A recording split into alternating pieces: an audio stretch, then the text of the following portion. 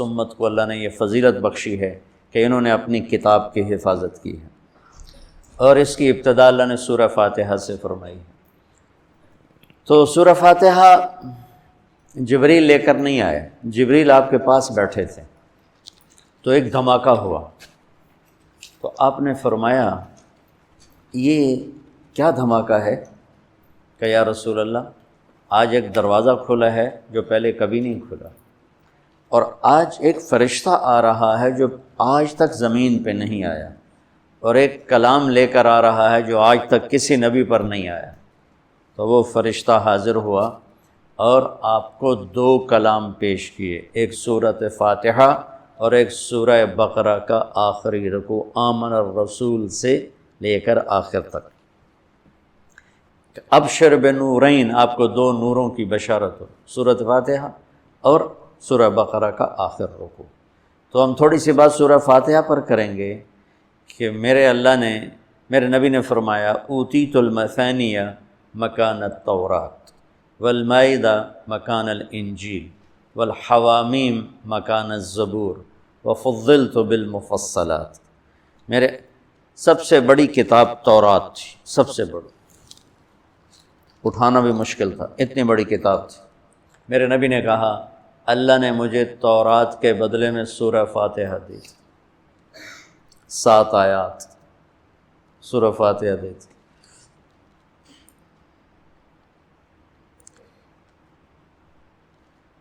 اور انجیل کے بدلے مجھے اللہ تعالیٰ نے سورہ مائدہ دے دی، انجیل سورہ مائدہ۔ حوامیم، حامیم سے 7 سورتیں شروع ہوتی ہیں، 26ویں پارے سے وہ 25ویں پارے سے 24ویں پارے سے وہ شروع ہوتی ہیں اور 28ویں تک غالباً جاتی ہیں، 7 صورتیں کٹھی، حامیم حامیم حامیم حامیم۔ تو زبور کے بدلے اللہ نے مجھے حامیم عطا فرمائی، اور باقی قرآن کے ذریعے سے مجھے عزت اور فضیلت عطا فرمائی۔ سورہ فاتحہ امام رازی رحمۃ اللہ علیہ ایک دفعہ اپنے خطبہ میں فرمانے لگے کہ اس سے 10,000 مسائل نکلتے ہیں، تو بعض لوگوں نے ان کا مذاق اڑایا۔ وہ مذاق اڑانا تفسیر رازی کا سبب بنا، تفسیر کبیر کا، کہ فرمایا کہ جب انہوں نے میرا مذاق اڑایا تو میں نے اللہ کا نام لے کر قلم اٹھایا اور میں نے لکھنا شروع کیا۔ پہلی جلد سورہ فاتحہ پر ہے اور 10,000 مسائل اس بندے نے نکال کے پیش کیے ہیں امت کو۔ کبھی موقع ملے تو آپ پڑھ لینا۔ اور حضرت علی کا فرمان ہے امام المتقین، اگر میں سورہ فاتحہ کی تفسیر کروں، سورۃ فاتحہ کی تفسیر لکھواؤں تو 70 اونٹوں پہ لادی جائے گی، 70 اونٹوں پہ۔ اور یہ خالی دعویٰ نہیں تھا، ایک حدیث اور سنو۔ ایک دفعہ عشاء کی نماز پڑھا کے تشریف فرما ہوئے اور فرمایا آؤ آج میں تمہیں سورہ فاتحہ کی تفسیر سناؤں۔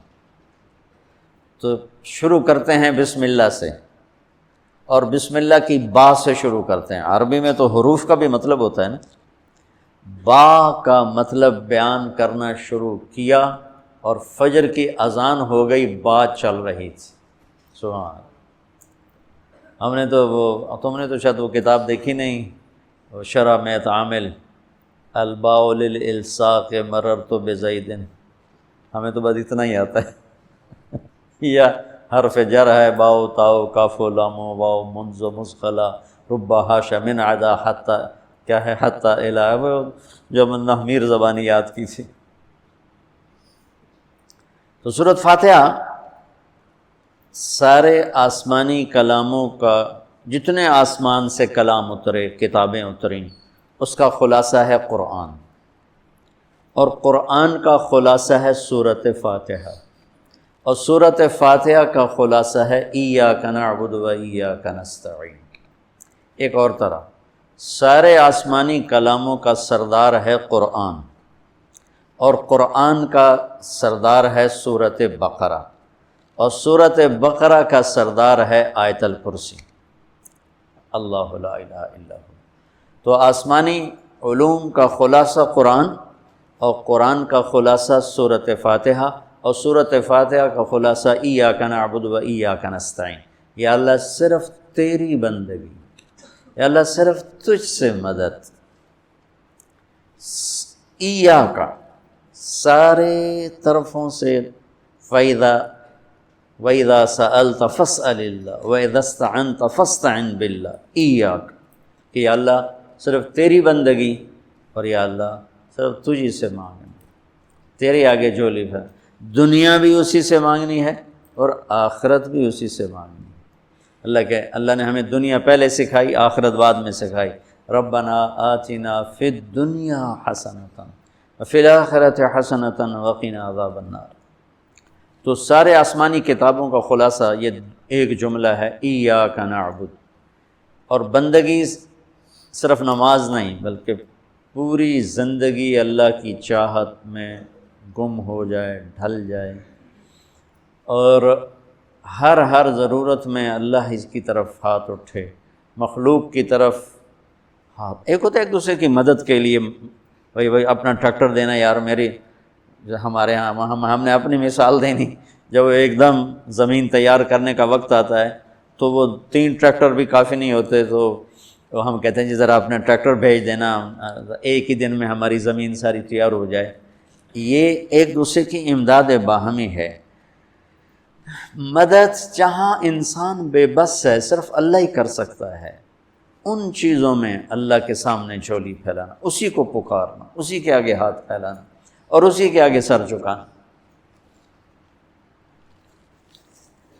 حنین میں صحابہ جیسی ہستیوں نے کہا آج ہمیں کوئی نہیں ہرا سکتا، ہم بہت زیادہ ہیں۔ اللہ نے ایک حلے میں اڑا کے سب کو کہاں سے کہاں بھگا دیا۔ لن نغلب من قلۃ، آج ہمیں کوئی نہیں ہرائے گا۔ تو پہلے حملے میں ہی قدم اکھڑے اور صرف 88 آدمی اللہ کے نبی کے ساتھ رہ گئے، 12,000 بھاگ گئے۔ پھر یوم حنین اذ اعجبتکم کثرتکم فلم تغن عنکم شیئا۔ تو میرے عزیزو، سورۃ فاتحہ پورے قرآن کی چابی ہے، تمہید ہے۔ قرآن توحید بتاتا ہے، رسالت بتاتا ہے، آخرت بتاتا ہے۔ سورۃ فاتحہ میں توحید بھی ہے، رسالت بھی ہے اور آخرت بھی ہے۔ الحمد للہ رب العالمین الرحمن الرحیم مالک یوم الدین۔ الرحمن الرحیم تک اللہ کی ذات صفات توحید ہے، مالک یوم الدین جزا سزا اور آخرت ہے، ایاک نعبد و ایاک نستعین یہ مقصد زندگی ہے، اہدنا الصراط المستقیم یہ طلب ہے زندگی کی، سب سے بڑی طلب ہدایت ہے، الصراط الذین انعمت علیہم یہ رسالت کہ جن پر تیرا انعام ہوا، اولئک مع الذین انعم اللہ علیہم من النبیین والصدیقین والشہداء والصالحین وحسن اولئک رفیقا۔ تو سورۃ فاتحہ کو مجھے کوئی یاد پڑتا ہے، ایک دفعہ میں نے کہیں پڑھا تھا کہ اللہ اپنی ذات کو اتنے خوبصورت انداز میں بیان کرتا ہے، الحمدللہ رب العالمین الرحمن الرحیم مالک یوم الدین۔ یہ تو غیب کے صیغے کے ساتھ بات ہو رہی، لیکن اللہ اپنی ذات کو اس قدر خوبصورت انداز میں بیان کرتا ہے کہ ان 4 لفظوں میں اللہ سامنے آ جاتا ہے، تو سننے والا اللہ کو سامنے دیکھ کر کہتا ہے ایاک نعبد، تیری ہی بندگی کرتے ہیں، وَإِيَّاكَ نَسْتَعِينُ تجھی سے مانگتے ہیں، کیونکہ اللہ کو دینے کے لیے کہیں سے مانگنا نہیں پڑتا۔ ابراہیم علیہ السلام نے آگ میں جاتے ہوئے جبریل اور ہوا کے فرشتوں کو کہہ دیا تھا اما الیک فلا واما الی اللہ فنعم ایاک نعبد وایاک نستعین۔ اللہ تعالیٰ نے اپنی ذات کو اس خوبصورت انداز میں پیش کیا کہ جیسے ہم اللہ کو دیکھ کر کہہ رہے ہیں ایاک نعبد وایاک نستعین، یا اللہ صرف تیری بندگی کریں گے، یہ سر اور کہیں نہیں جھکے گا، اور یا اللہ صرف تجھ سے مانگیں گے اور کسی سے نہیں مانگیں گے۔ قرآن وہ میں نے پہلے ایک مثال سے بتا دیا، یہ استعانت بالغیر نہیں ہے، بھائی مجھے قرض چاہیے آپ مجھے 1,00,000 روپیہ دے دیں، یہ اس میں نہیں آتا ہے۔ میرے نبی قرضہ اٹھاتے تھے، میرے نبی نے جنگ کے لیے تلوار اٹھائی، زرہ پہنی، اسباب کی دنیا ہے، اسباب کا اختیار کرنا اور چیز ہے، اور جن چیزوں میں اللہ کے سوا کوئی کرنے والا نہیں وہ لوگوں کے سامنے ہاتھ پھیلا دینا۔ استعانت صرف اللہ سے۔ اگر آپ نماز کی عادت ڈال لو نا، آپ پڑھتے ہو لیکن ہر حاجت میں مصلی پہ آ جاؤ، پھر آپ کو ایاک نستعین کا مزہ آئے۔ اپنی حاجت نماز کے ذریعے اللہ کے سامنے رکھو۔ ایک بدو طواف کر رہا تھا، یا اللہ تجھے پتہ ہے نا میں بھی بھوکا ہوں اور میری اونٹنی بھی بھوکی ہے، اور مجھے کھانے کو میرے بچے بھی بھوکے اور میں بھی بھوکا۔ ایک آدمی ساتھ سن رہا تھا تو اس نے جلدی سے اپنے تھیلی نکالی درہموں کی، کہ میرے بھائی قبول فرما، کا پیچھے ہٹ۔ تو اس سے لینا ہوتا تو اس کے گھر میں آتا، جس کے گھر آیا ہوں اسی سے لینا، چل چل مجھے نہیں چاہیے۔ وہ طواف سے فارغ ہوا تو اعلان ہوا فلاں ابن و فلاں کہاں ہے؟ تو یہ خود سے کہا جی میں ہوں۔ کہا آپ کے چچا کا انتقال ہوا ہے تو انہوں نے اپنی ساری وراثت آپ کے نام کر دی ہے، چونکہ ان کی اولاد کوئی نہیں تھی۔ تو 1 منٹ میں اللہ تعالیٰ نے قبول فرمایا۔ ہشام بن عبد الملک اور سالم بن عبداللہ بن عمر بیت اللہ کا طواف فرما رہے تھے، تو ہشام نے کہا سالم کوئی ضرورت تو بتاؤ، تو وہ کہنے لگے اللہ کے گھر میں ہو کر میں اللہ کو نہ بتاؤں تمہیں بتاؤں، کتنے شرم کی بات۔ تو ہشام چپ ہو گیا۔ ہشام بادشاہ تھا بنو امیہ کا۔ تو جب دونوں باہر نکلے تو ہشام نے کہا اچھا اب تو بولیے کوئی ضرورت بتائیں۔ تو سالم بن عبداللہ بن عمر حضرت عمر کے پوتے کہنے لگے کیا بتاؤں، دنیا کی یا آخرت کی؟ وہ کہنے لگا دنیا کی بتاؤ، آخرت کی میں کیا پوری کروں گا؟ تو وہ کہنے لگے دنیا تو کبھی اللہ سے نہیں مانگی، تجھ سے کیا مانگوں؟ ما سألت من یملکھا فکیف من لا یملکھا، جو دنیا کا شہنشاہ ہے دنیا تو اس سے کبھی نہیں مانگی، تم سے کیا مانگوں گا؟ تو میرے عزیزو سارے قرآن کا خلاصہ یہ 2 لفظ ہیں، ایاک نعبد۔ تو امت اللہ کے سامنے سر جھکاتی، ہر حرام چھوڑ دے، ہر حلال پہ آ جائے۔ بندگی صرف نماز نہیں ہے، بازار کی بندگی کیا ہے؟ سچائی، ناپ تول کا پورا ہونا، وعدے کو وفا کرنا، کھوٹ ملاوٹ سے بچنا، یہ بازار کی عبادت ہے۔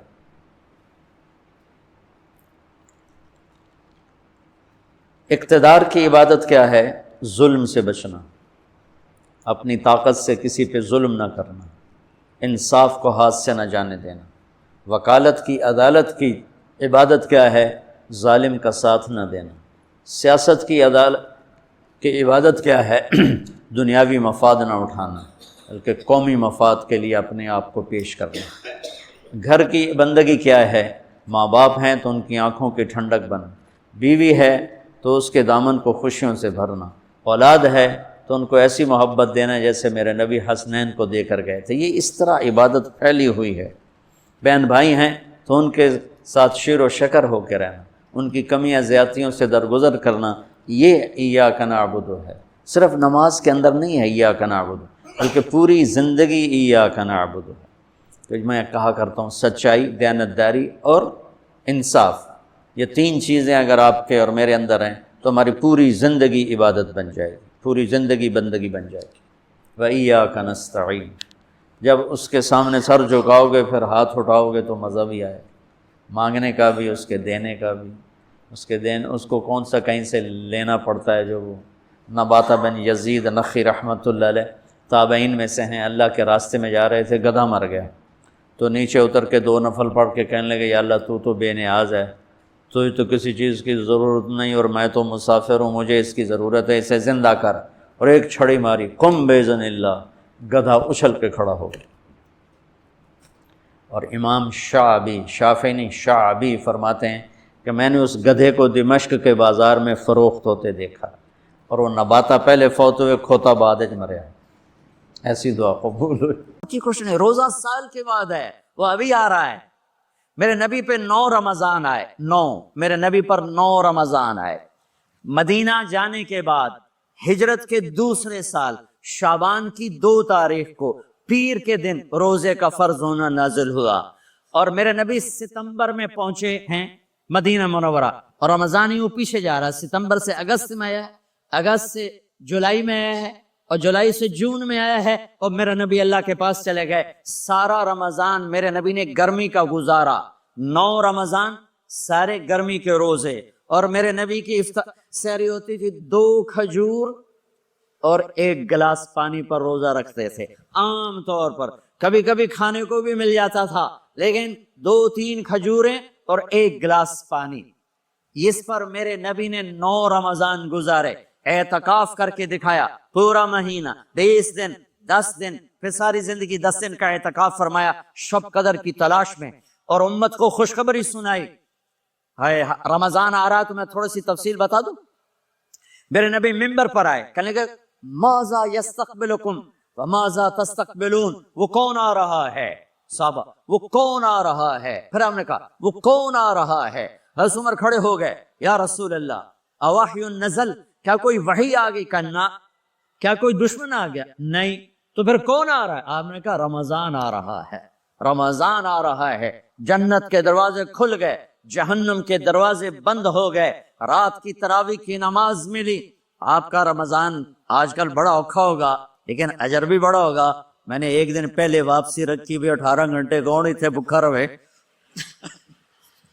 آپ تو پھنسے ہوئے, میں تو نہ پھنسوں. تو اس کا اجر بھی اس کے مطابق ہوگا, اجر بھی اس کے مطابق ہوگا. تو میرے نبی کا سارا رمضان گرمیوں میں گزرا ہے, گرمیوں میں گزرا ہے. اور آپ نے 3 دن تراویح کی نماز پڑھائی. پہلے کسی امت پہ تراویح نہیں آئی, ہماری امت اس امت پہ تراویح کی نماز آئی. پہلی امت کا روزہ مشکل, تو ہمیں ایک آسانی ملی. قیس بن سرمہ, پہلی امت کا روزہ 24 گھنٹے 24 گھنٹے 24 گھنٹے. جب ہمارے اوپر رمضان آیا 24 گھنٹے. پہلا روزہ, دوسرا روزہ. قیس بن سرمہ ایک صحابی ہیں, اونٹ چرانے والے. اگلا روزہ کیسے شروع ہوتا تھا؟ سورج ڈوبنے کے بعد آنکھ لگ گئی, روزہ شروع ہو گئی, روزہ شروع ہو گئی. جب تک جاگ رہے ہو کھاتے رہو, آنکھ لگی روزہ شروع ہو. یہ گھر آئے, کہنے لگے بیوی سے کوئی افطاری ہے؟ کہنے لگے ویلے بیٹھے ہیں, کیسے کوئی نہیں. پھر کہنے لگے تو اتنا تھک کے آیا ہے تو چلو میں تیرے لیے کچھ انتظام کر کے لاتی ہوں. اب یہ تھکے ہوئے آئے تھے, یہ لیٹے اور آنکھ لگ گئی, سورج ڈوب گیا. بیگم کو آنے میں دیر ہو گئی. جب وہ آئی دیکھا تو سوئے ہوئے. کہا لگتا ہے ابن سرمہ, ارے سرمہ کے بیٹے تیرا تو کم ہو گیا. ان کی آنکھ کھلی, کیا ہوا؟ کہ اگلا روزہ شروع ہو گیا. تو ظہر کی نماز میں آئے, مسجد میں تو بے ہوش ہو کے گر گئے. تو اللہ کے نبی نے پوچھا اس کو کیا ہوا؟ کہ یا رسول اللہ یہ سحری کے بغیر روزہ شروع کر دیا. تو میرے نبی کا دل ایک دم مٹھی میں آیا, تو میرے اللہ نے قرآن اتارا. چل میرے حبیب, آپ کو رنجیدہ نہیں دیکھ سکتا, آپ کی امت کو اجازت ہے سحری تک کھاؤ. کلوا واشربوا حتی یتبین لکم الخیط الابیض من الخیط الاسود من الفجر ثم اتموا الصیام الی اللیل. رات کو آسانی کر دی, کھاؤ پیو.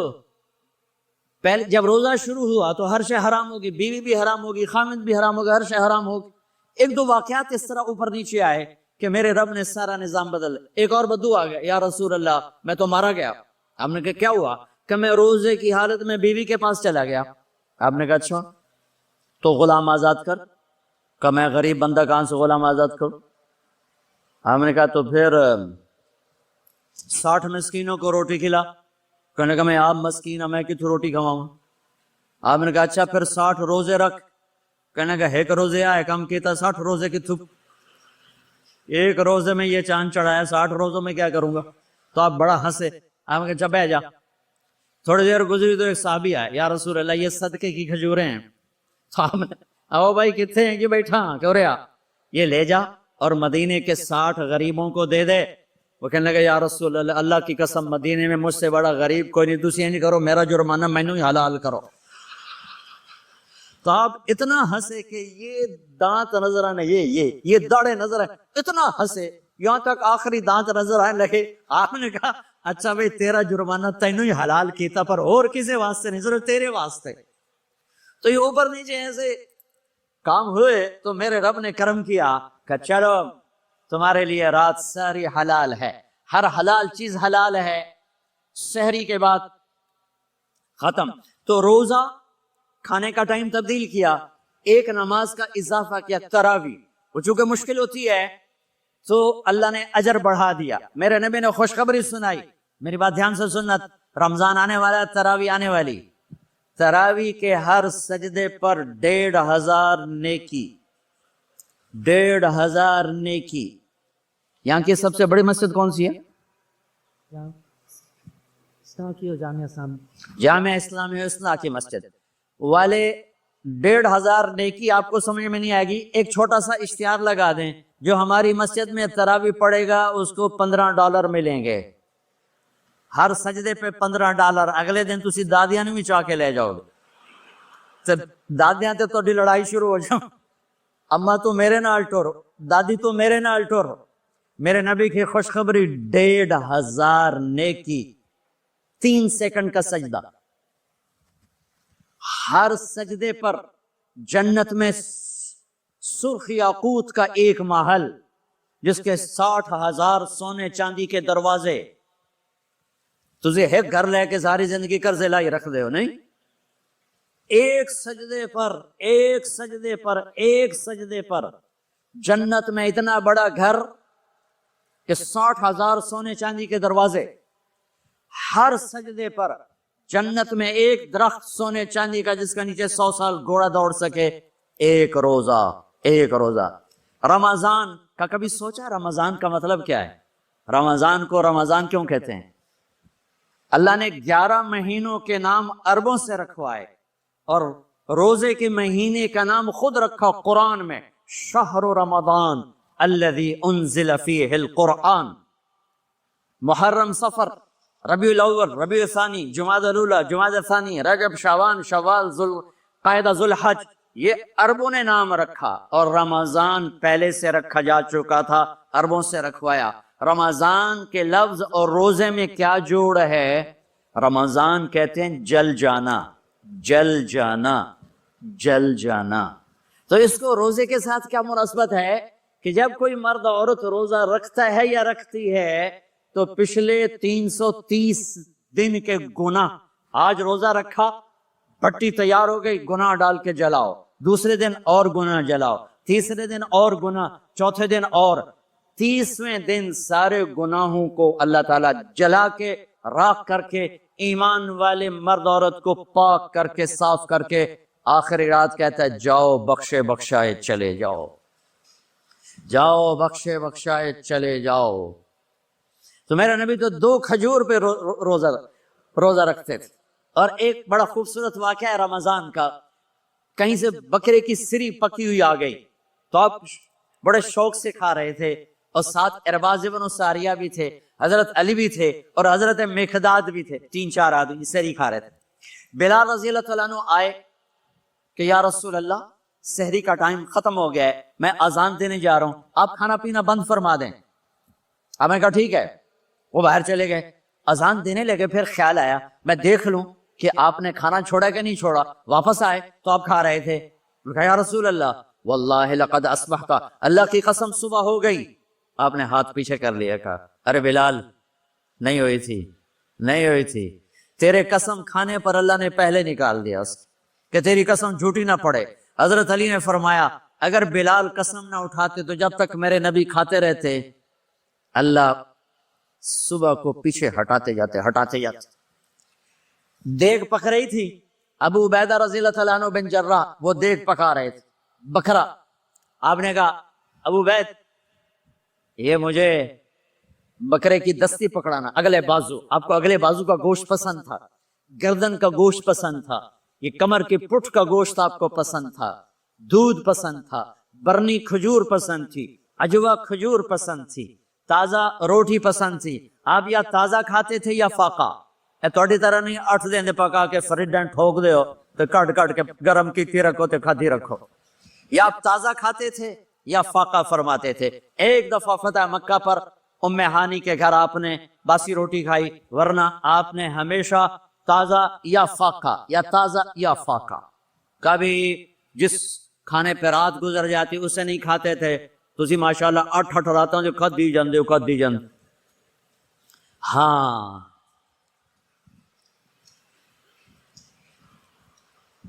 تو کہنے لگے عبید یہ دستی پکڑانا، تو انہوں نے ایسے بکرے کا بازو نکال کے پورا آپ نے یوں پکڑا، نوچ کے پھینکا، کا دستی پکڑانا، آپ نے انہوں نے یوں نکالا ڈوئی سے، آپ نے پکڑا کھایا پھینک، کہا مجھے بکرے کا بازو دستی پکڑانا، کہا یا رسول اللہ بکرے کی دو ہی ہوتی ہیں، آپ نے کہا تیرا بھلا ہو جائے، اگر تو میرے کہنے پہ ڈوئی ڈال دیتا، جب تک میں کہتے رہتا اللہ مجھے نکال کے کھلاتا رہتا، اللہ مجھے نکال کے کھلاتا رہتا۔